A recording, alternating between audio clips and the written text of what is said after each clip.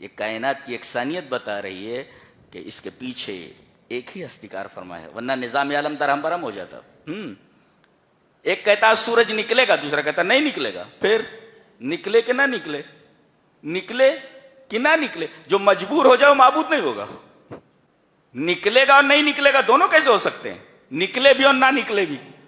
اگر نکل گیا، جس نے کہا تھا نکلنا ہے، تو جس نے کہا تھا نہیں نکلنا ہے اس کے اوپر یہ غالب آ گیا، اور جو مغلوب ہو جائے وہ کبھی بھی الہ نہیں ہو سکتا۔ لہذا عقل بھی یہ کہتی ہے کہ اس کائنات میں اللہ کے علاوہ کوئی معبود نہیں ہے۔ جی، آگ میں کوئی جائے تو جل جاتا ہے، لیکن یہاں جلتی ہوئی آگ کو کہا گیا کہ ٹھیک ہے جلتی رہے، مگر میرے خلیل کو تکلیف نہیں ہونی چاہیے۔ بردن، ٹھنڈی ہو جا۔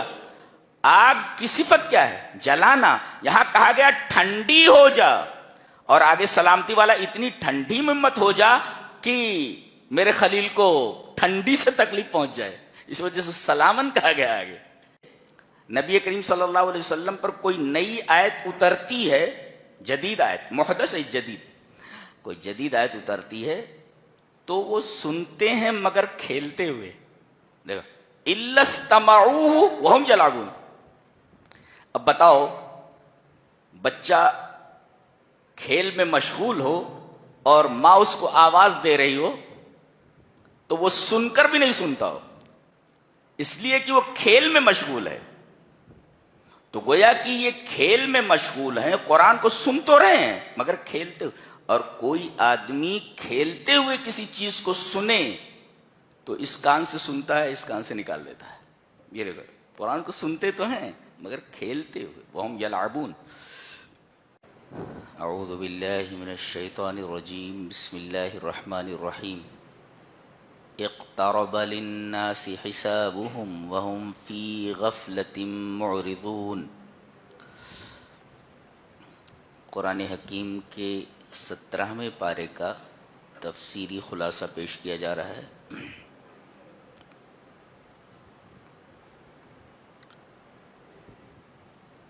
اس پارے کا آغاز سورہ انبیاء سے ہو رہا ہے۔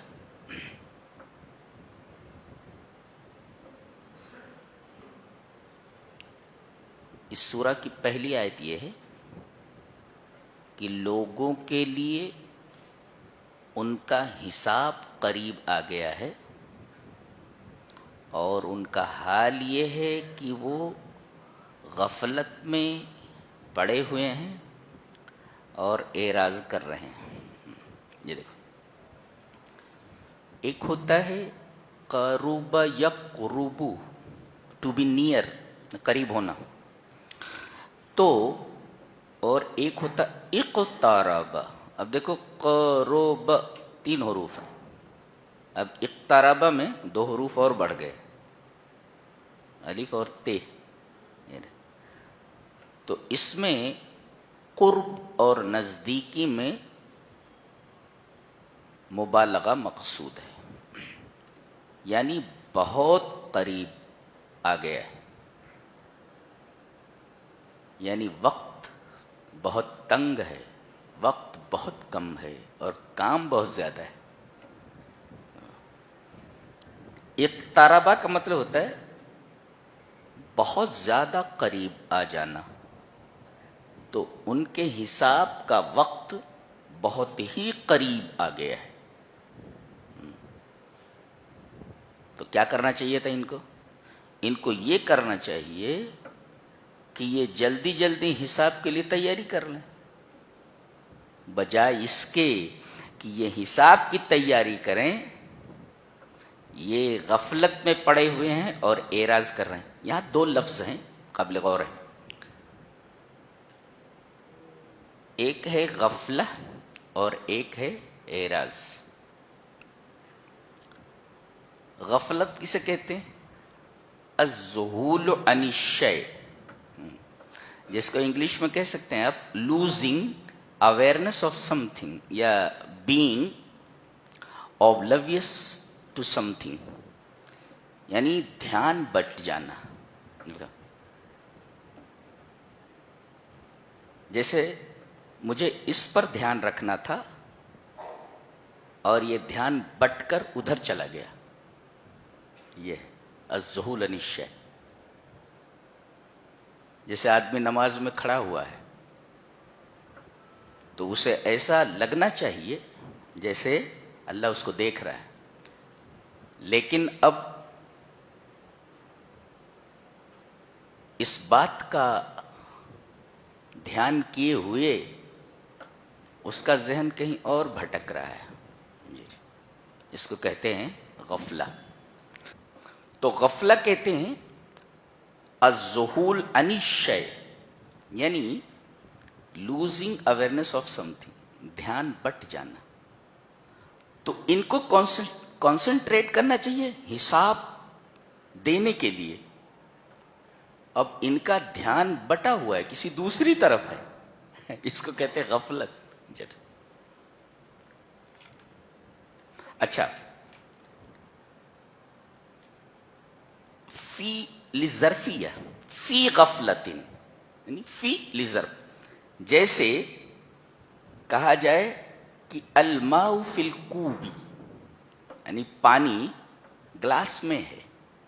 وہ دیکھو بھائی، فی الماء فی الکوب، پانی گلاس میں ہے. ابھی دیکھو یہ پانی ہے، یہ مظروف ہے، اور یہ گلاس ظرف ہے. اور فی کا مطلب یہ ہوا کہ یہ پانی جو اندر ہے، گلاس نے پانی کو چاروں طرف سے گھیر رکھا ہے. یہ مفہوم ہوتا ہے فی کا. الماء فی الکوب، پانی گلاس میں ہے، یعنی گلاس نے پانی کو چاروں طرف سے گھیر رکھا ہے. کہا گیا ہے وَهُمْ فِي غَفْلَةٍ. یہ ذہول کیسا ہے؟ اس ذہول نے ان کو چاروں طرف سے گھیر رکھا ہے، چاروں طرف سے گھیر رکھا ہے. یہ غفلت میں گھرے ہوئے ہیں.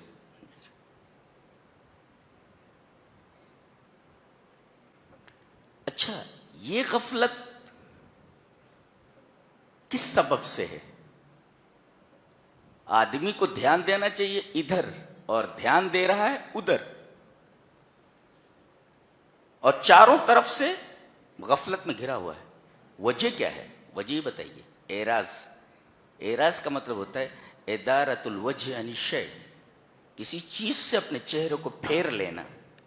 جی جی، دیکھنا چاہیے ادھر اور دیکھ رہا ہے ادھر ادھر.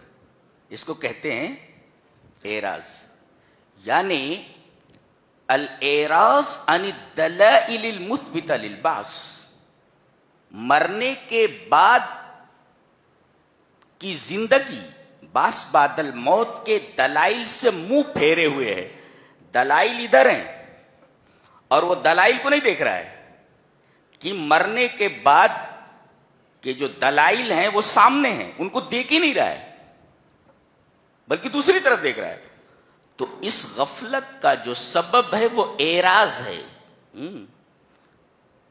مرنے کے بعد اٹھائے جانے کے جو دلائل ہیں ان کی طرف نہ دیکھتے ہوئے چہرہ اس نے دوسری طرف کر رکھا ہے. اس کو کہتے ہیں اعراض. گویا یہ جو غفلت میں ڈوبے ہوئے ہیں اس کا سبب اعراض ہے. اچھا، آگے ایک بات کہے گی، ما یأتیہم من ذکر من ربہم محدث الا استمعوہ وہم یلعبون. کوئی بھی نئی آیت اترتی ہے، نبی کریم صلی اللہ علیہ وسلم پر کوئی نئی آیت اترتی ہے، جدید آیت، محدث ہے جدید، کوئی جدید آیت اترتی ہے تو وہ سنتے ہیں مگر کھیلتے ہوئے. دیکھو الا استمعوہ وہم یلعبون.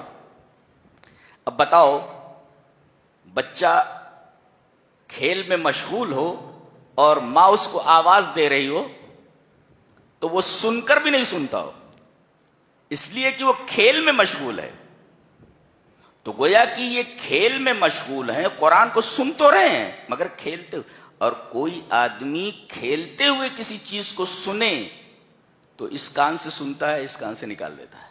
یہ دیکھو، قرآن کو سنتے تو ہیں مگر کھیلتے ہوئے. وہم یلعبون.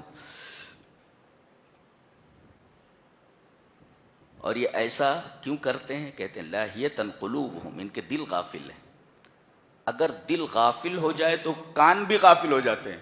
دل غافل ہو تو کان غافل ہو جاتے ہیں. دل کہیں اور لگا ہوا ہو, کوئی آواز دے رہا ہو, آپ کو سنائی نہیں دے گا. ہاں, اس لیے کہ دل غافل ہے. اچھا, اور پھر آپس میں کانا پھونسی کرتے ہیں. کیا بولتے ہیں؟ وَأَسَرُّ النَّجْوَى الَّذِينَ ظَلَمُوا. یہ ظالم لوگ کانا پھونسی کرتے ہیں. کیا کہتے ہیں؟ هَلْ هَذَا إِلَّا بَشَرٌ مِثْلُكُمْ. یہ تمہاری طرح انسان ہے. یہ تمہاری طرح انسان ہے. اچھا, ایک تو نبی کریم صلی اللہ علیہ وسلم کے بارے میں کہا جا رہا ہے یہ انسان ہے تمہاری طرح, لہذا اس کی بات کوئی اہمیت نہیں رکھتی, یہ ہماری طرح کا انسان ہے. اچھا, اللہ تبارک تعالیٰ نے فرمایا قال ربی یعلم القول فی السماء والارض. آسمان اور زمین میں جو بھی کوئی بات کہتا ہے ہمیں اس کا علم ہے. یہاں ڈانٹ پلائی گئی کہ تو تم بول رہے ہو, دھیرے دھیرے بول رہے ہو, لیکن ہم سن رہے ہیں تم کیا بول رہے ہو. قال ربی یعلم القول فی السماء والارض وهو السمیع العلیم. اچھا, اب یہ تو نبی کے بارے میں تھا, اب قرآن کے بارے میں کہہ رہے ہیں. اور عجیب بات یہ ہے کہ قرآن حکیم کے بارے میں پہلے جو کچھ کہا جاتا رہا ہے, آج کے مذہب بیزار لوگ قرآن کے بارے میں وہی باتیں کہہ رہے ہیں. مثلا ایک بات یہ کہ خواب پریشاں ہیں, احاویل الرؤیا رآہ فی المنام. نبی کریم صلی اللہ علیہ وسلم کے بارے میں کہہ رہے ہیں کہ یہ جو قرآن کے نام پر یہ پیش کر رہے ہیں, در حقیقت خواب میں انہوں نے کوئی بات دیکھی ہے اور کوئی پریشاں خواب ہے, وہ خواب کی باتیں ہمارے سامنے بیان کر رہے ہیں. قرآن کو خواب پریشاں کہہ رہے ہیں. نبی کریم صلی اللہ علیہ وسلم نے خواب میں دیکھا اور اس کو بیان کر دیا. یہ خواب کی باتیں ہیں یہ. یعنی نبی کریم صلی اللہ علیہ وسلم نے اختلقہ من قبل نفسہ ونسبہ الی اللہ, خود گڑھ لیا ہے اور اپنی طرف سے, اور اسے منسوب کر دیا ہے کہ یہ اللہ کی طرف سے ہے. یہ دیکھو, آج بھی مذہب بیزار لوگ قرآن کے بارے میں یہ کہتے ہیں کہ یہ تو محمد کا کلام ہے. جی جی, ایک تو انہوں نے خواب بیان کر دیا ہے, خواب میں دیکھا ہے, اور دوسرے کہ اپنی طرف سے گڑھ لیا ہے اور اللہ کی طرف منسوب کر دیا ہے یہ محمد کا کلام صلی اللہ علیہ وسلم. لیکن وہ کہہ رہے ہیں کہ یہ میرا کلام نہیں ہے, یہ اللہ کا کلام ہے. یہ دیکھو, یہ دوسرا اعتراض ہے. اور تیسرا, شاعر ہیں, شاعرانہ کلام ہے, اور شاعر جو شعر پیش کرتا ہے اس کی کوئی حقیقت نہیں ہوتی, وہ تخیل ہوتا ہے, لا حقیقت لہ. تو اس طریقے کے اعتراضات انہوں نے قرآن کے اوپر کیے. 3 طریقے کے اعتراضات. محمد صلی اللہ علیہ وسلم خواب دیکھتے ہیں, وہ خواب بیان کر دیتے ہیں اور کہتے ہیں کہ یہ وحی الہی ہے, یہ قرآن ہے. اور دوسرے اپنی طرف سے کچھ باتیں گڑھ لیتے ہیں اور اللہ کی طرف سے منسوب کر دیتے ہیں, اللہ کی طرف منسوب کر دیتے ہیں. اور تیسرے شاعرانہ کلام ہے, محمد صلی اللہ علیہ وسلم شاعر ہیں, اور یہ ایک شاعرانہ تخیل ہے جسے قرآن کہتے ہیں. اس طریقے کے اعتراضات پہلے بھی ہوتے رہے اور آج بھی وہی اعتراضات ہو رہے ہیں. اللہ تبارک و تعالیٰ نے ان کو ڈانٹا, کہا کہ ایمان نہیں لا رہے ہو, یہ باتیں بنا رہے ہو. ما آمنت قبلہم من قریۃ اہلکناہا افہم یؤمنون. ان سے پہلے بستیاں گزر چکی ہیں, ہم نے ان بستیوں کو ہلاک کر دیا ہے. ما آمنت قبلہم من قریۃ, کوئی بھی بستی سے پہلے جو گزری اور ہم نے وہاں انبیاء بھیجے, اگر کسی بستی نے ہمارے نبی کی بات پر لبیک نہیں کہا تو ہم نے اس بستی کو صفحہ ہستی سے مٹا دیا ہے. افہم یؤمنون, تو کیا اب بھی وہ ایمان نہیں لائیں گے؟ دیکھو, وعید ڈالی گئی ان کے اوپر, ان کو ڈانٹا گیا. اب اس کے بعد نبی کریم صلی اللہ علیہ وسلم کے بارے میں جو اعتراض تھا, هل هذا الا بشر مثلکم, اس کا جواب دیا جا رہا ہے کہ اس سے پہلے جتنے انبیاء گزرے سارے کے سارے انسان ہی تھے. اس سے پہلے جتنے انبیاء گزرے سب انسان تھے, یہ بھی ایک انسان ہے, تو اس میں نئی بات کیا ہے؟ ایک, وما ارسلنا قبلک الا رجالا نوحی الیہم. اچھا, اور اگر تمہیں یقین نہ ہو تو فاسألوا اہل الذکر ان کنتم لا تعلمون, اگر تمہیں علم نہیں ہے تو تم علم والوں سے پوچھ لو. کون؟ یہودیوں سے پوچھ لو, نصرانیوں سے پوچھ لو. ان کی کتابوں میں بھی لکھا ہوا ہے, تورات میں بھی اور انجیل میں بھی, کہ جتنے انبیاء کرام آئے ہیں سب کے سب انسان تھے. یہ بہت بہترین دلیل دی گئی ہے کہ اگر تم میرے نبی کی بات نہیں مان رہے ہو تو یہودی تمہارے درمیان ہے، عیسائی تمہارے درمیان ہے، عیسائیوں کے پاس انجیل ہے اور یہودیوں کے پاس تورات ہے، تو ان سے پوچھ لو نا، ان کی کتابوں میں لکھا ہوا ہے کہ جتنے انبیاء آئے سب کے سب انسان تھے، اور یہاں رجل کا لفظ آیا، یعنی اس سے پہلے جتنے انبیاء آئے سب بشر تھے اور مرد تھے، کوئی عورت نبیہ نہیں ہوئی ہے. یہ بات ہے، ہذا مجمع علیہ، اس پر اجماع ہے کہ کوئی عورت نبیہ نہیں ہوئی. اس لیے کہ اگر کسی عورت کو نبی بنایا جاتا، نبیہ بنایا جاتا، تو یہ اس کے اوپر ظلم ہوتا، اس لیے کہ وہ کچھ ایام ایسے گزارتی ہے جو اس کے لیے کافی تکلیف دہ ہوتے ہیں. حمل ٹھہر جائے تو 9 مہینے اس کی مشقت برداشت کرتی رہتی ہے، تو وہ پیغام پہنچانے کا یہ مشقت بھرا کام کیسے ادا کر سکتی ہے؟ اس وجہ سے کسی عورت کو نبیہ نہیں بنایا گیا. سارے کے سارے نبی بشر تھے اور مرد تھے، کوئی عورت نبیہ نہیں بنائی گئی. یہ رجل سے استدلال ہوا. اچھا، اس کے بعد یہ دلیل دی گئی کہ جتنے انبیاء آئے سب کھانا کھاتے تھے، اور کھانا کھانا یہ بشریت کا خاصہ ہے، فرشتوں کو کھانا کھانے کی ضرورت نہیں ہے. تو جتنے بھی انبیاء آئے وہ سب کے سب بشر تھے. دلیل یہ ہے کہ سب کھانا کھاتے تھے، اور یہ کھانا کھانا یہ بشریت کا خاصہ ہے. ایک بات یہ، اور دوسرے، کوئی بھی نبی اس دنیا میں آیا، کچھ دنوں بعد اس دنیا سے چلا گیا. یہ مرنا، اس دنیا سے چلے جانا اور ہمیشہ نہ رہنا، یہ بھی بشریت کا خاصہ ہے. آدمی آتا ہے اور مر جاتا ہے. یہ خلود کا نہ ہونا، ہمیشگی کا نہ ہونا، یہ در حقیقت بشریت کا خاصہ ہے. جی، یہ کچھ اعتراضات تھے ان کی طرف سے، اس کے جوابات دیے گئے. ایک سوال کا جواب دیا جا رہا ہے. سوال یہ ہے کہ اللہ تعالی نے یہ دنیا لہو بنائی ہے دل بہلانے کے لیے دل بہلانے کے لیے ایسے ہی بنا دیا ہے. فرمایا گیا وَمَا خَلَقْنَا السَّمَاءَ وَالْأَرْضَ وَمَا بَيْنَهُمَا لَاعِبِينَ لَوْ أَرَدْنَا أَن نَّتَّخِذَ لَهْوًا لَاتَّخَذْنَاهُ مِن لَّدُنَّا إِن كُنَّا فَاعِلِينَ. ہم نے اس کائنات کو عبث نہیں بنایا ہے، کھیل کود نہیں بنایا ہے، اور دل بہلانے کے لیے میں نے نہیں بنایا ہے. لوگ کہتے ہیں کہ بنا دیا اس نے دنیا کو اور دل بہلا رہا ہے، اس سے دل بہلانے کے لیے اس نے یہ دنیا برپا کی ہے. اس کا جواب دیا جا رہا ہے کہ بفرض محال اگر ہم دنیا کو کھیل بناتے، اپنے دل بہلانے کا سامان بناتے، تو کم سے کم ہم تمہیں نہیں بتاتے. اس لیے کہ کسی چیز کو بنا کر کے اس سے دل بہلانا یہ نقص ہے، یہ بچوں کا کام ہے، یہ نقص ہے، یہ جو الوہیت کے منافی ہے. لہذا اگر ہم بفرض محال اس کائنات کو کھیل بنائے ہوتے کہ ہمیں اس سے دل بہلانا ہے، تو کم سے کم تمہیں نہیں بتاتے. ہم اسے چھپا کر رکھتے، اس لیے کہ یہ لہو لعب، یہ کھیل سنجیدگی کے منافی ہے، اور کھیل سے دل بہلانا یہ بشریت کا خاصہ ہے، الوہیت کا نہیں. یہ بتائیے. اس کے بعد فرمایا گیا لو کان فیہما آلہۃ الا اللہ لفسدتا. کیا بات ہے، اتنی شاندار دلیل ہے کہ اس سے بہترین دلیل وحدانیت کی اور کوئی نہیں ہو سکتی.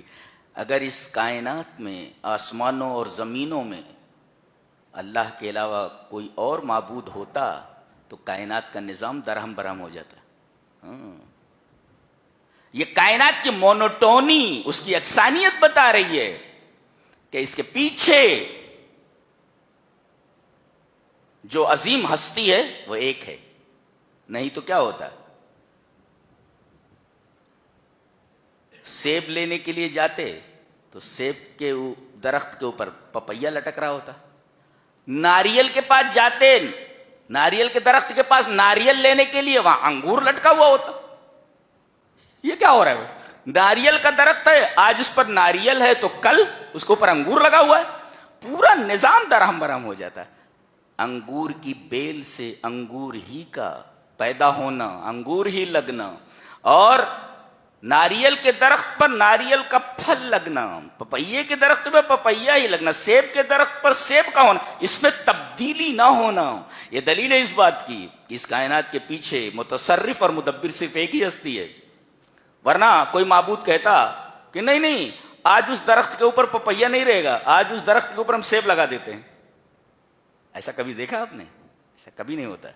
یہ کائنات کی یکسانیت بتا رہی ہے کہ اس کے پیچھے ایک ہی ہستی کار فرما ہے، ورنہ نظام عالم درہم برہم ہو جاتا۔ ایک کہتا سورج نکلے گا، دوسرا کہتا نہیں نکلے گا۔ پھر نکلے کہ نہ نکلے، نکلے کہ نہ نکلے، جو مجبور ہو جائے وہ معبود نہیں ہوگا۔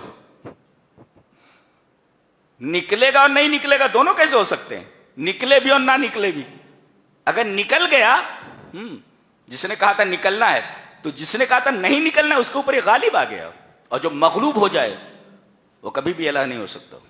لہذا عقل بھی یہ کہتی ہے کہ اس کائنات میں اللہ کے علاوہ کوئی معبود نہیں ہے۔ جی، اس آیت کریمہ کے تناظر میں علامہ ابن قیم نے ایک بات کہی ہے کہ اگر اس کائنات میں اللہ کے علاوہ کوئی اور معبود ہوتا تو کائنات فاسد ہو جاتی۔ ایسے ہی لو کان فی القلب غیر اللہ لفسد، اگر اس دل میں اللہ کے علاوہ کوئی اور بھی ہو تو دل خراب ہو جائے۔ لہذا دل میں بسانے کے لائق صرف ایک ہی ہستی ہے، وہ بھی اللہ۔ لو کان فی القلب غیر اللہ، اگر اللہ کے علاوہ دل میں کوئی اور ہو تو دل خراب ہو جائے۔ یعنی دو محبتیں یہاں جمع نہیں ہو سکتی کہ دونوں ایکول ہوں، ایسا نہیں ہوتا۔ جی، ایک عقیدے کا مسئلہ بیان کیا جا رہا ہے۔ لوگ کہتے ہیں کہ نبی کریم صلی اللہ علیہ وسلم قیامت کے دن سفارش کر لیں گے، اسی طریقے سے ہمارے بزرگ ہمیں بخشوا لیں گے، ہمارے پیر ہمیں بخشوا کر ہاتھ پکڑ کر جنت میں لے کر چلے جائیں گے۔ یہاں بتایا گیا قطعاً نہیں، ایسا نہیں ہے۔ تین چیزیں ضروری ہیں۔ ایک تو اللہ تبارک و تعالی سفارش کرنے والے سے راضی ہو، ایک، اور دوسرے مشفوع لہو، جس کے لیے سفارش کی جا رہی ہے اس سے راضی ہو، اور تیسرے سفارش کرنے والے کو اجازت دے کہ تم سفارش کر سکتے ہو۔ یہ تین چیزیں جب پائی جائیں گی تب جا کر کے سفارش ہوگی، ورنہ نہیں۔ کیا چیزیں؟ سفارش کرنے والے سے اللہ راضی ہو، ایک، اور جس کی سفارش کی جا رہی ہو اس سے بھی راضی ہو۔ اس کے بعد تیسرا نمبر آتا ہے کہ سفارش کرنے والے کو اللہ تبارک و تعالیٰ اجازت دے۔ یہ تین چیزیں اگر پائی جائیں تب سفارش ہوگی، ورنہ سفارش نہیں ہوگی۔ وہی بات کہی جا رہی ہے، یعلم ما بین ایدیہم وما خلفہم ولا یشفعون الا لمن ارتضی، وہ سفارش نہیں کر سکتے مگر اس کے لیے جس سے اللہ راضی ہو۔ یہ بتایا گیا، یعلم ما بین ایدیہم وما خلفہم ولا یشفعون الا لمن ارتضی وہم من خشیتہ مشفقون۔ اور اس کے بعد آیت کریمہ ہے، اس سے بعض لوگوں نے بگ بینگ کی جو تھیری ہے وہ کشید کی ہے، حالانکہ اس کی ضرورت نہیں ہے، لیکن بعض لوگ کہتے ہیں کہ بھئی اس آیت کریمہ سے بگ بینگ ثابت ہوتا ہے، لیکن یہ سائنس کی کتاب تو ہے نہیں۔ بہرحال دیکھو کیا ہے، اولم یر الذین کفروا ان السماوات والارض کانتا رتقا ففتقناہما، کہ کیا یہ انکار کرنے والے دیکھتے نہیں کہ زمین اور آسمان آپس میں ملے ہوئے تھے، کانتا رتقا، رتقا منظم الاجزاء، اس کے سارے اجزاء آپس میں ملے ہوئے تھے۔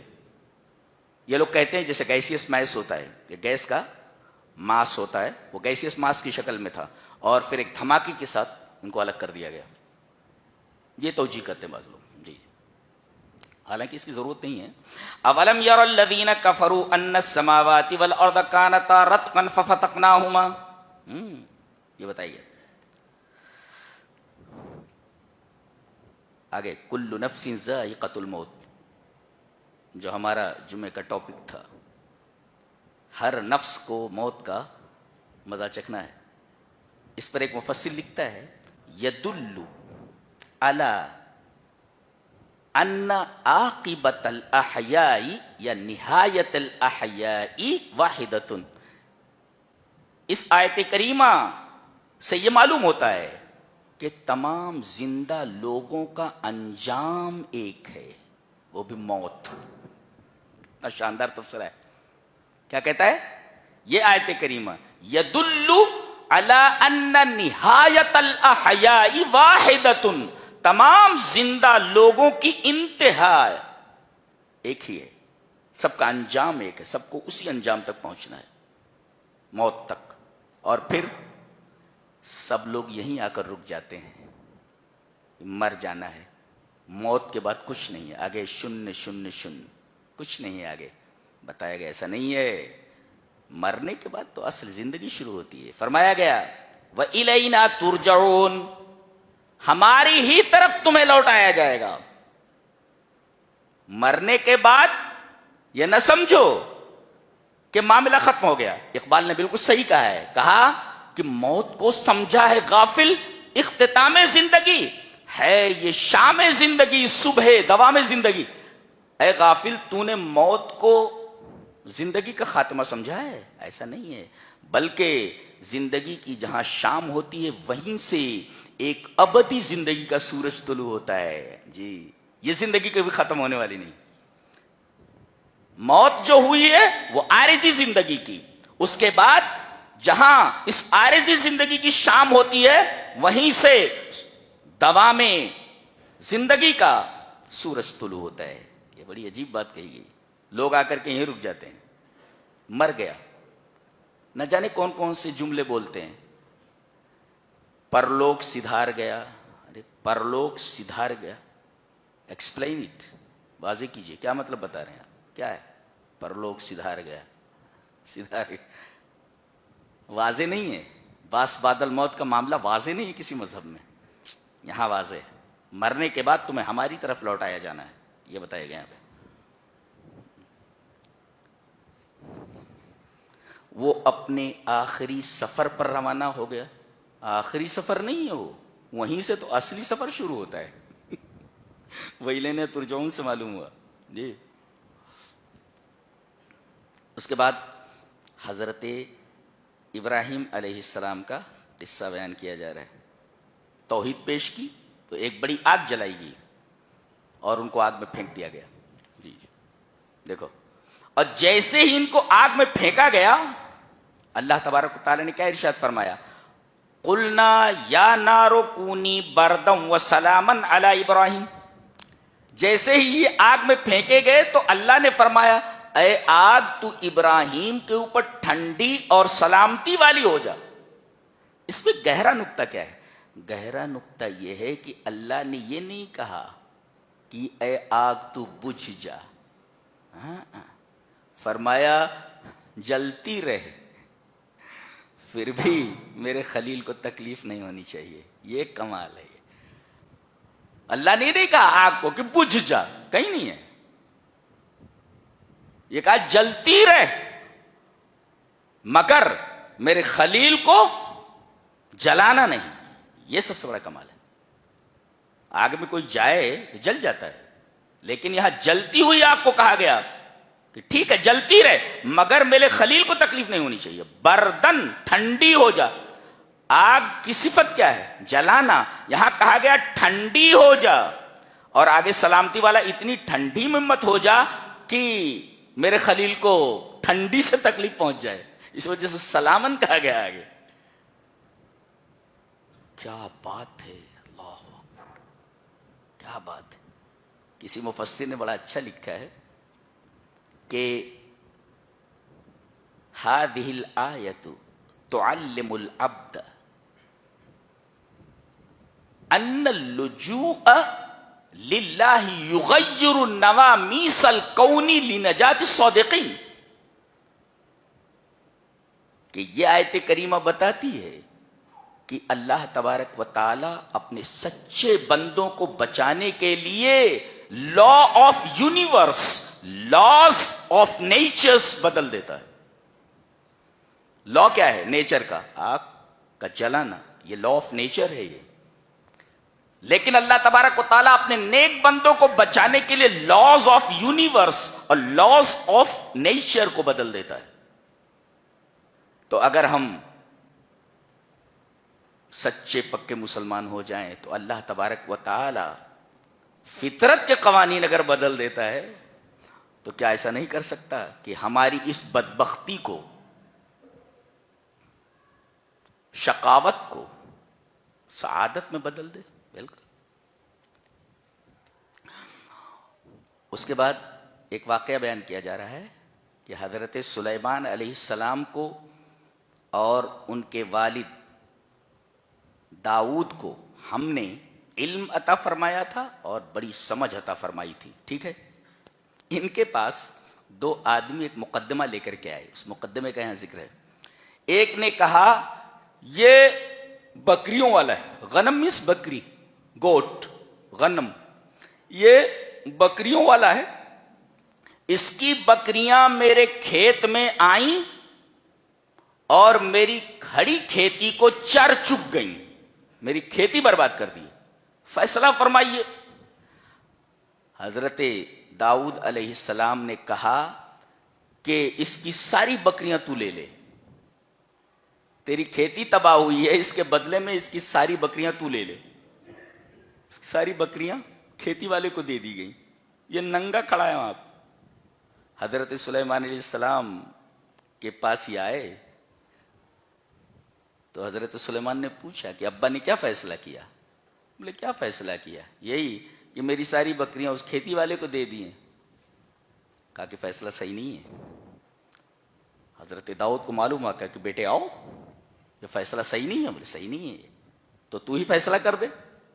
کہا کہ یہ بکریاں کھیتی والے کو عارضی طور پر دے دی جائیں اور یہ بکریوں والے سے کہا جائے کہ یہ کھیتی والے کے کھیت کو سنوارے، اس کے اندر وہی بیج ڈالے اور پانی دے، اور جب کھیتی اس حد تک پہنچ جائے جس حد تک پہنچی ہوئی کھیتی کو یہ بکریاں جا کر چر چک گئی تھی، تو بکریاں اس کو دے دی جائے، کھیتی اس کے حوالے کر دی جائے۔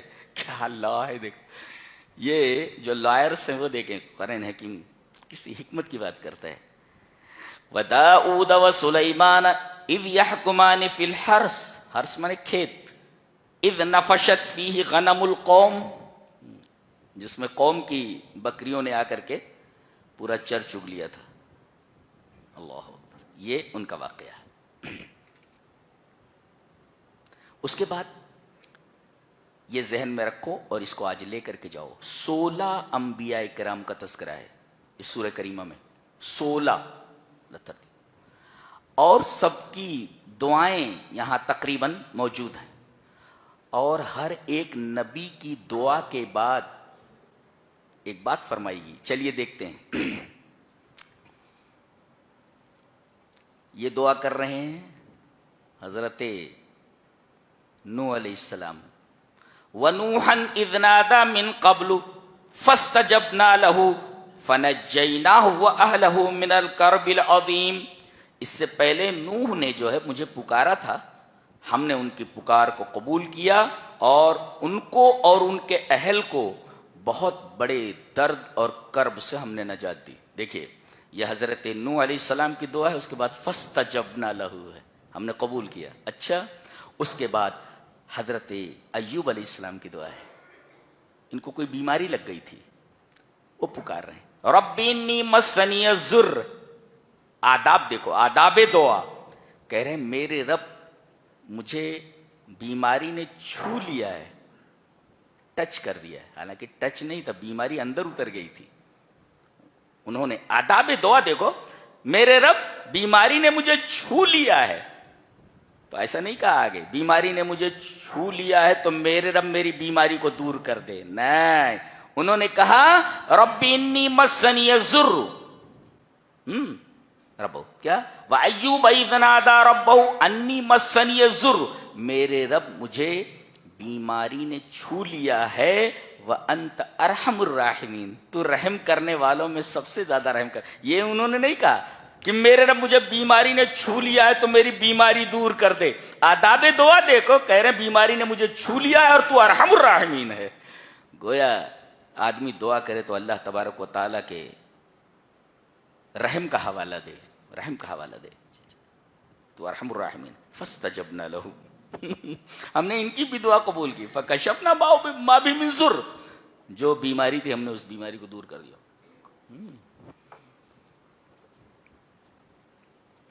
اچھا، اس کے بعد یہ ہیں حضرت یونس علیہ السلام۔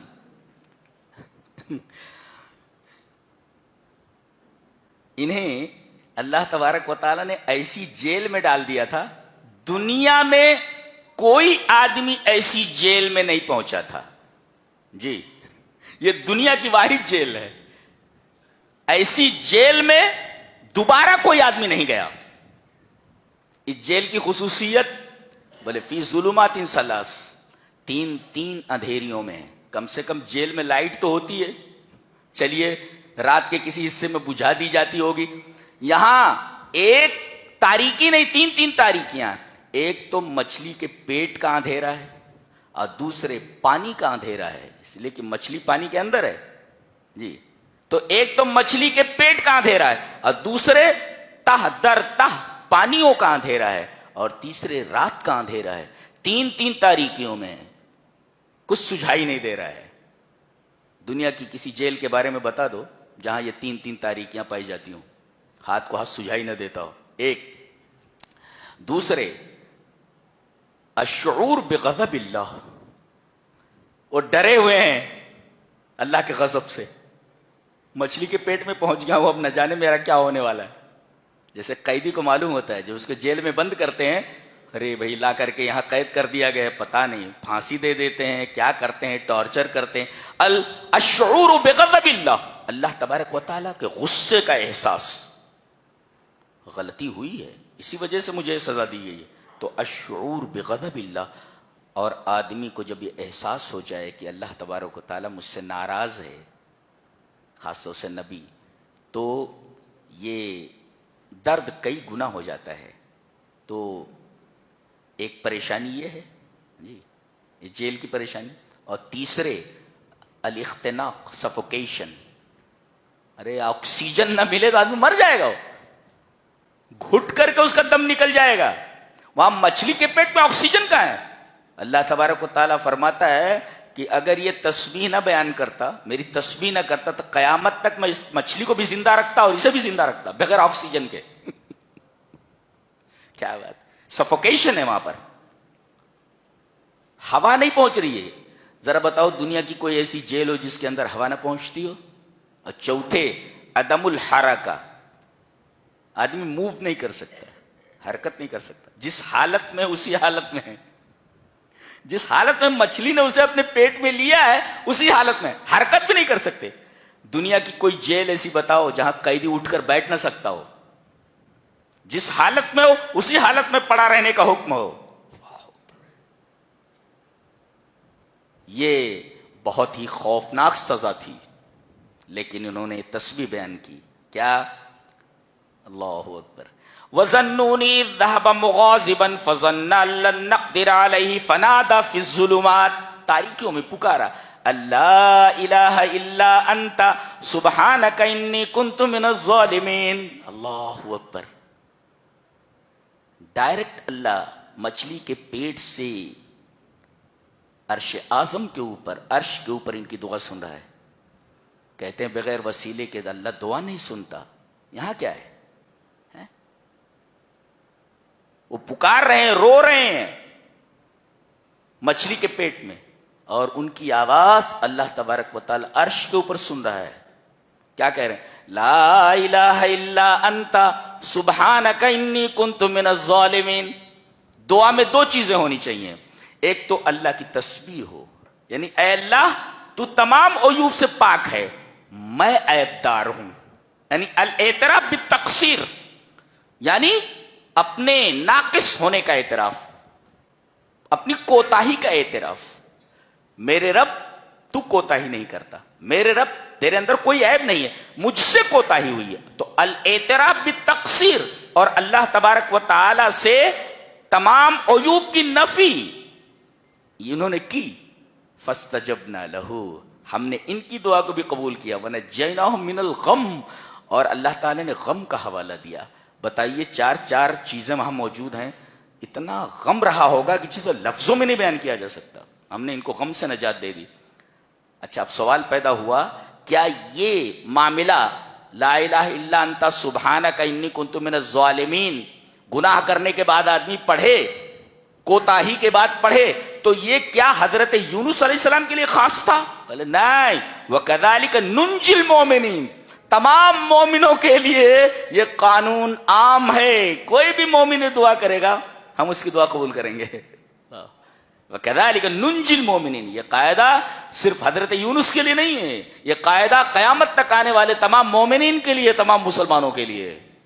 اسی طرح ہم نجات دیتے مومنوں کو, نہیں تو یہ کہا جاتا اسی طرح ہم نے نجات دے دیا یونس کو. ایسا نہیں ہے.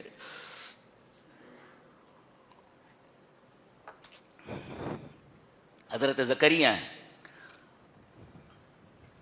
16ویں پارے میں ذکر آیا, بوڑھے ہو چکے ہیں, جوانی کا موسم گزر چکا ہے, بیوی بانچ ہے, بچہ چاہیے. کیا کہہ رہے ہیں؟ رب لا تذرنی فردا, میرے رب مجھے تنہا مت چھوڑنا, اولاد دے دے. اس کا مطلب اولاد کے بغیر آدمی تنہا ہی رہتا ہے. رب لا تذرنی فردا, میرے رب مجھے تنہا مت چھوڑنا. اللہ تبارک تعالیٰ نے ارشاد فرمایا فاستجبنا لہ, ہم نے ان کی بھی دعا کو قبول کیا. ووہبنا لہ یحییٰ, اور ہم نے ان کو یحییٰ جیسا بیٹا عطا کیا. تنہائی ختم ہوئی ان کی. اللہ اکبر. یہ تمام انبیاء کرام جو یہاں ذکر کیے گئے اور ان کی دعائیں ذکر کی گئیں, آخر میں یہ فرمایا گیا کہ ہم نے سب کی دعائیں قبول کیں. کن وجوہات سے؟ وہ وجہ سامنے رکھو. یہ کیا کرتے تھے؟ دو کام کرتے تھے. کیا؟ انہم کانوا یسارعون فی الخیرات, المسارع فی الخیرات, بھلائیوں کے کام میں ریس کرنا. کوئی 50 روپیہ دے رہا ہے تو میں 100 روپیہ دیتا ہوں, یہ المسارع فی الخیرات ہے. کوئی 1000 دے رہا ہے میں 2000 دیتا ہوں, اس کو کہتے ہیں. لہذا انہم کانوا یسارعون فی الخیرات, جو بھلائی کے کاموں میں ریس کرتے ہیں. مسارع مانے ریس کرنا, آگے نہیں جانے دینا کسی کو. جی ایک, اگر آپ کو اللہ تبارک و تعالی سے دعا قبول کروانی ہو اور اللہ بھی آپ کی دعا کو قبول کرے, ایک کام یہ کرنا ہے, تمام نیکی کے کاموں میں آگے آگے رہیں. اس کو کہتے ہیں المسارع فی الخیرات. یہاں کہا کہ انہم کانوا یسارعون فی الخیرات. اور دوسرے وَيَدْعُونَنَا رَغَبًا وَرَهَبًا, اللہ اکبر, اور یہ دعا کرتے تھے ہم سے رغبت سے اور رہبت سے. کیا مطلب ہوا رغبت اور رہبت سے؟ راغبین فی الجنہ وخائفین من النار, جنت کی خواہش کرتے ہوئے اور جہنم سے ڈرتے ہوئے. یہ دو چیزیں. یا راغبین فی الثواب وخائفین من العقاب, ثواب کی امید کرتے ہوئے اور پکڑ سے بچتے ہوئے, پکڑ سے ڈرتے ہوئے.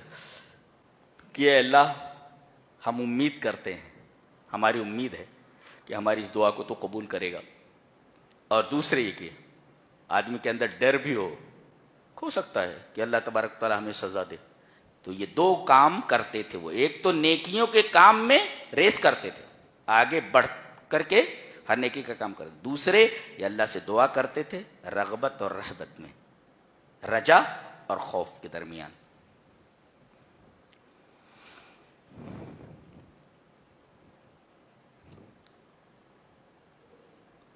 آگے سورہ حج ہے. یہ عجیب و غریب سورہ ہے. اسلام کے کتنے ارکان ہیں؟ 5. شہادت لا الہ الا اللہ, توحید. اقام الصلاۃ, نماز. ایتاء الزکات, صوم رمضان جو آپ رکھ رہے ہیں, اور ادائے حج. یہ 5. اسلام کے ان 5 ارکان میں سے کسی بھی رکن کے نام سے اللہ تبارک و تعالی نے قرآن حکیم میں کوئی سورہ نازل نہیں فرمائی ہے سوائے حج کے. جی اسلام کے 5 ارکان میں سے صرف یہی رکن ایسا ہے، حج، جو اسلام کا ایک رکن ہے. اس رکن کے نام سے اللہ تبارک و تعالی نے اس سورت کو موسوم کیا ہے. سورت الحج. سورت الصوم نہیں ہے، سورت الصلاۃ نہیں ہے، سورت الزکوٰۃ نہیں ہے، سورت التوحید نہیں ہے، سورت الحج ہے. اچھا، نام ہے، عنوان ہے حج، اور اس سورہ کریمہ کا آغاز ہو رہا ہے، اس سورہ کریمہ کا آغاز ہو رہا ہے قیامت سے. ٹاپک کیا ہے؟ حج. اور اس ٹاپک کا آغاز کس سے ہو رہا ہے؟ قیامت سے. یا ایھا الناس اتقوا ربکم ان زلزلۃ الساعۃ شیء عظیم. ٹاپک ہے حج، اور ٹاپک کی شروعات ہو رہی ہے قیامت سے. قیامت میں اور حج میں کیا مناسبت ہے؟ مناسبت یہ ہے کہ سب ایک ہی لباس میں رہتے ہیں. ایک کندھا کھلا ہوا، سفید کپڑا پہنے ہوئے، ایک ہی اس میں ہے. سر کھلا ہوا ہے، ایک ہی حیت میں ہیں سب، ایک ہی. اور سارے لوگ جب عرفات میں جمع ہوتے ہیں تو ایسا لگتا ہے جیسے حشر کا میدان ہو، اتنی پبلک جمع ہو جاتی. تو گویا کہ حج قیامت کا منظر پیش کرتا ہے کہ سب کے لباس ایک ہے، جیسے وہاں سب ننگے اٹھیں گے ایسے سب ایک ہی لباس میں ہیں. اس وجہ سے اس سورہ کریمہ کو قیامت کے بیان سے شروع کیا گیا ہے. جی اچھا،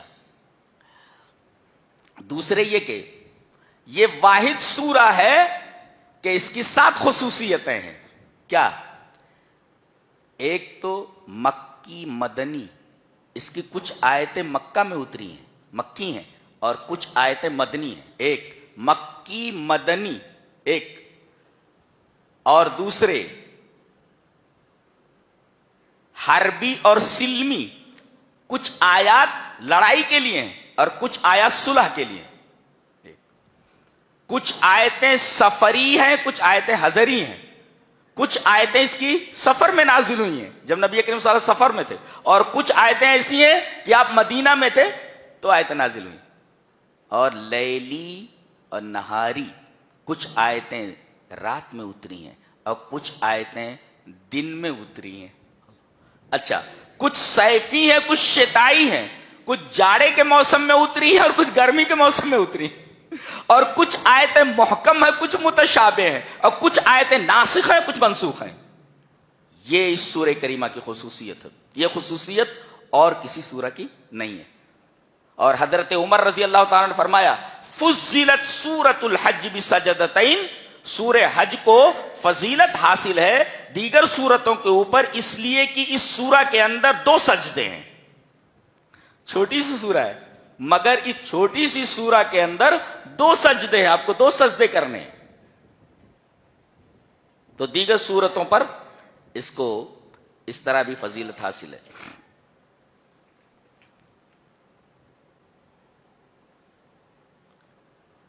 اس سورہ کریمہ کی ایک عجیب و غریب خصوصیت اور ہے کہ اللہ تبارک و تعالی نے تقریباً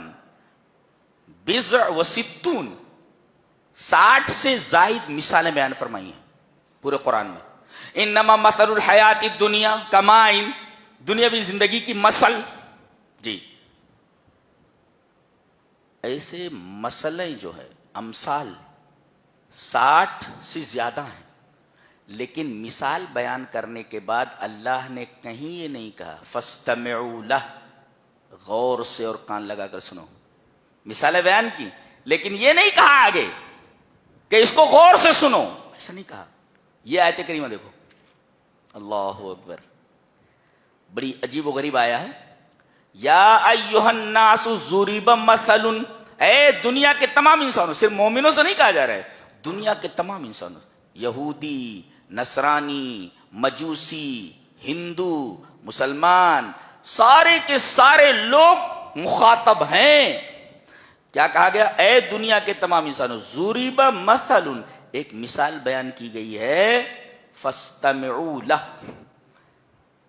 مثالیں بیان ہوئی 60 سے زیادہ، لیکن کسی مثال کے بیان کرنے کے بعد یہ نہیں کہا گیا اس مثال کو غور سے سنو. یہاں کہا گیا Listen to it attentively. غور سے اس کو سنو. فَاسْتَمِعُوا لَهُ. غور سے سنو اس مثال کو.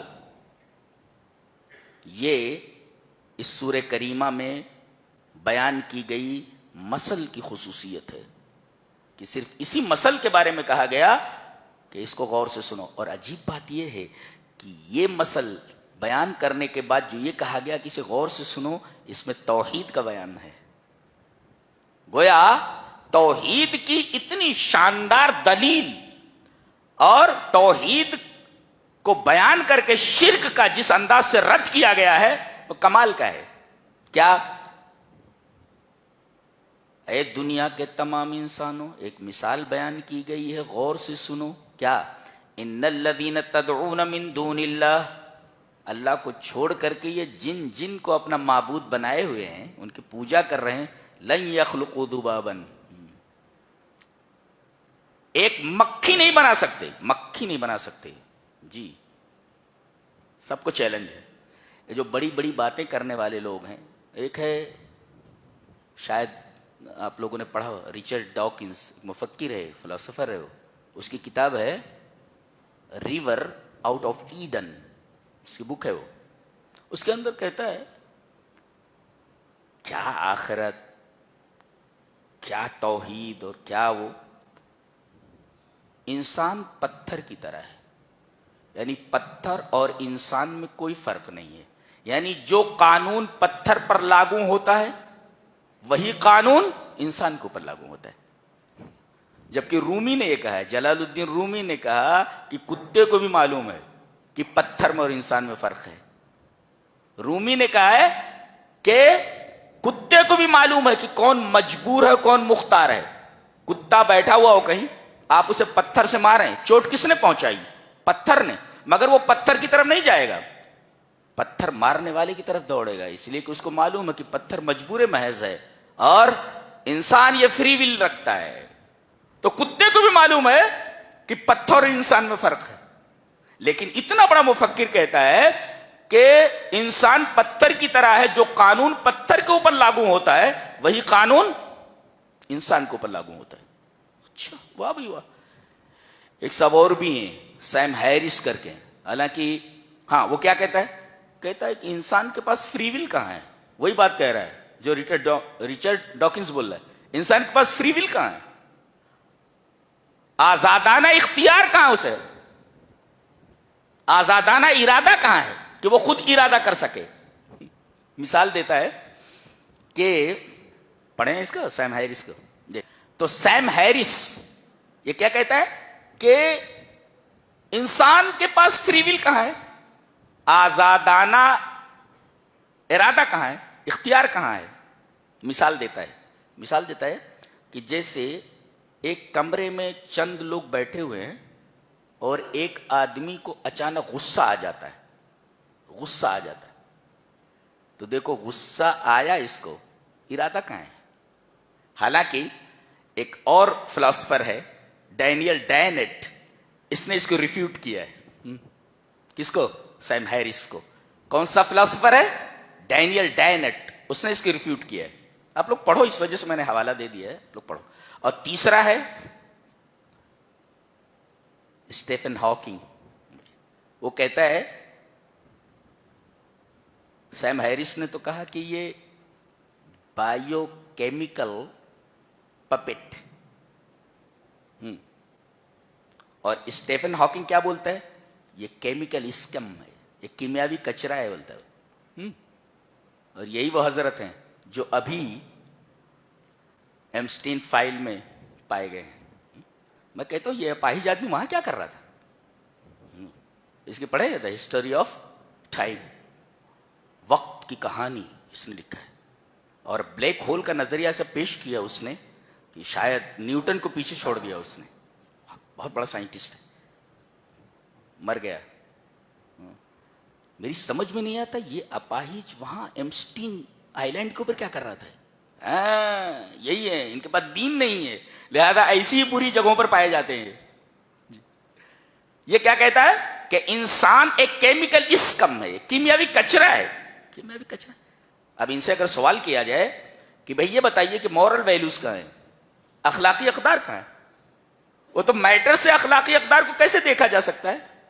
ان سے پوچھا جائے کہ ویلوز جو ہیں، مورل ویلوز، یہ سبجیکٹو ہیں کہ آبجیکٹو ہیں؟ ظاہر ہے کہ یہ لوگ سبجیکٹو مانتے ہیں. اب اگر یہ سبجیکٹو مانتے ہیں تو بھلا بتاؤ کہ ظلم کہیں ہو رہا ہو تو ظلم کو ہر ایک شخص اپنے پیراڈائم سے دیکھے گا وہ کہ یہ ظلم ہے یا نہیں ہے، جبکہ انسان کی فطرت یہ کہتی ہے کہ ظلم ظلم ہے، آبجیکٹو ہے. وہ کوئی ریپ کرے سارے لوگ برا سمجھتے ہیں. اگر یہ سبجیکٹو ہو تو کچھ لوگ ریپ کو اپنے پیراڈائم سے سمجھیں گے کہ برا ہے، بعض لوگ اپنے پیراڈائم سے سمجھیں گے کہ یہ اچھا نہیں ہے. مورل ویلو جو ہوتے ہیں وہ آبجیکٹو ہوتے ہیں، اور میٹیریل کے ذریعے، میٹر کے ذریعے ہم مورل ویلوز کو نہیں سمجھ سکتے. تو یہ مورل ویلوز آئے کہاں سے؟ یہ اخلاقی اقدار آئے کہاں سے؟ اس سوال کا جواب ان کے پاس نہیں. دینے کی کوشش کر رہے ہیں لیکن جواب نہیں بن پڑ رہا ہے. تو ان الذین تدعون من دون اللہ لن یخلقوا ذبابا، اللہ کو چھوڑ کر جن جن لوگوں کو تم اپنا معبود بنائے ہوئے ہو یہ ایک مکھی نہیں بنا سکتے. یہ لن یخلقوا ذبابا، سارے سائنسدانوں کو چیلنج ہے، ایک مکھی پیدا کر کے بتائیں. اور وہ تو چھوڑو، اگر مکھی کہیں کسی چڑھاوے پر سے کچھ مٹھائی لے کر کے، کوئی چیز لے کر کے تھوڑی سی چلی جائے تو یہ حضرت جو ہے یہ اس سے، مکھی سے وہ چیز نہیں لے سکتے جو ان کو دی گئی تھی. مکھی لے کر کے بھاگ کے اسے نہیں چھوڑا سکتے، یہ اتنے کمزور ہیں. اس پہ ایک مفسر نے بڑا اچھا لکھا ہے کہ سلب مانے چھین لینا، وَإِن يَسْلُبْهُمُ الذُّبَابُ شَيْئًا، اگر مکھی سلب کر لے جائے. کسی نے اچھا لکھا ہے، کہتا ہے سلب حقوق الآخرین منہج الحشرات القذرہ. یہ ایک عربی محقق کا تبصرہ ہے. کیا کہتا ہے کہ دوسروں کے حقوق چھین لینا، ہاں، یہ گندے کیڑوں کا منہج ہے. اب بھائی چڑھاوا تو وہاں چڑھایا گیا تھا نا، اب یہ مکھی جا رہی ہے وہاں سے چھین کر لے جا رہی ہے. چھینا کس نے؟ مکھی نے. مال کس کا ہے؟ وہ حضرت کا ہے، وہ حضرت کا مال ہے. مکھی چھین کر لے جا رہی ہے. اور یہ مکھی کیا ہے؟ ایک گندی مخلوق ہے، ایک گندا کیڑا ہے. تو ایسے ہی دوسروں کے حقوق کو چھین لینا یہ گندے کیڑوں مکوڑوں کا طریقہ ہے، ان کا منہج ہے. یہ ایک مفسر نے آیت کے اس ٹکڑے پر تبصرہ کرتے ہوئے کہا ہے. اللہ اکبر. اس کے بعد جہاں ختم ہو رہا ہے یہ پارہ، کہا گیا وجاہدوا فی اللہ حق جہادی. وہ کہتے ہیں کہ چونکہ یہاں سورہ حج ختم ہو رہا ہے، سورہ حج ختم ہو رہی ہے یہاں پہ، اور کہا گیا ہے کہ اللہ میں مجاہدہ کرو جیسا کہ مجاہدے کا حق ہے. حج سے آنے کے بعد آدمی مرتے دم تک اپنے نفس سے لڑتا رہے. جی، اپنے نفس سے لڑتا رہے، کبھی غلط راستے پر نہ جائے.